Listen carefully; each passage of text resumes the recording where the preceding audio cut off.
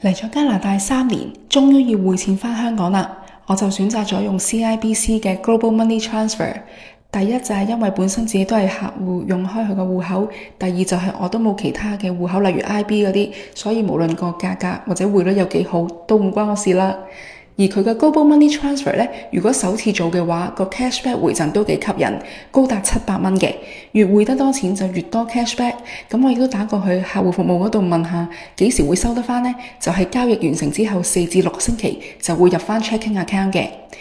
佢 CIBC 呢一個 transfer 係0蚊嘅 transfer fee， 同埋標榜24小時內多數都會收到錢。